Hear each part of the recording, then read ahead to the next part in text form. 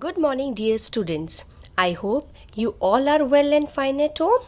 I'm your EVS teacher, Miss Kajal Kamra. Today, I'll be teaching you chapter number 8, topic The Rain. So, children, you all love rain? So, children, what is rain? Rain is simply the fall of water in the form of drops from the clouds. So, children, rain is the main source of water.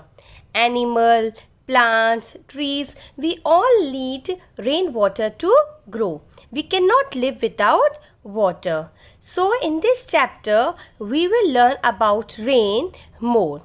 So, let's start with what is water cycle. The heat of the sun warms the water in the sea, rivers and the lake.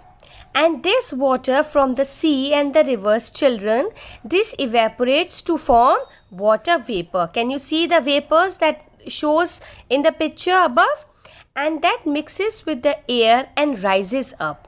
And this vapors when rises up changes water into water vapor by heating, and this process is called evaporation.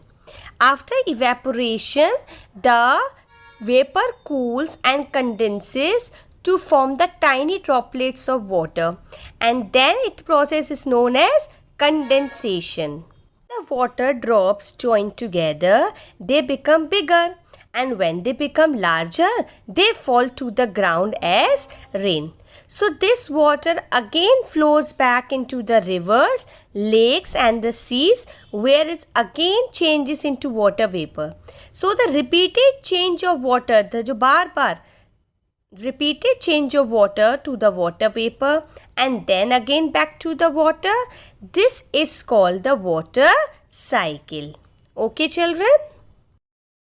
We all know, we can see the picture what it is. It is rainbow. Have you seen a colorful band in the sky just after a shower of rain? Yes, it is defined as rainbow. What is rainbow? A rainbow is formed by the sunlight shining through raindrops so small. The rain bends the light from the sunshine and colors the sky for us all. So, after the rainbow, the easiest way to remember the colors in the rainbow, there are 7 colors, and the easiest way to remember is the term Vaibgyor. V stands for violet, I for indigo, B for blue, G for green, Y for yellow, O for orange and R for red. Now, enjoy and dance in the rain. We all love the rainy season. For the whole year, we wait for this season to come, carrying umbrellas and walking to school. Yes? We are going to talk about the plants and animals in the rainy season. You can see the picture, how plants and animals look fresh and alive in the rainy season. You can see a beautiful peacock spreading its tail into a fan and begin to dance. This was a sign of the arrival of the rain. Plants and trees look fresh and bright again in the rainy season, as if there has been some life put into them. Yes, we can see many flowers bloom out their colors in the rainy season.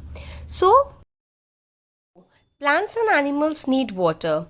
All living things need water to live and grow. We can see the picture of 2 potted plants. One needs water and another is fully watered. If we do not water the plant at all, it will soon die. We water potted plants, but where do trees get water if there is no rain? They get water from the soil. Roots of the plant go deep down in the soil and from there they carry water to all the parts of the plants. Animals also need water, children. Some animals get water by drinking from streams, rivers, lakes and ponds.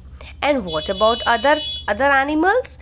Other animals get water from the food they eat. It is important to us in many ways. It is used for bathing, drinking, washing clothes, washing utensils, cleaning the house, and cooking various items in the food. So, children, we can say that if there is no water, there is no life on the earth. So, we have to save water as water is very precious. Okay, children, I hope you all have understood this chapter with the help of this video. So, do take care, a very good care of yourself. Bye bye and thank you.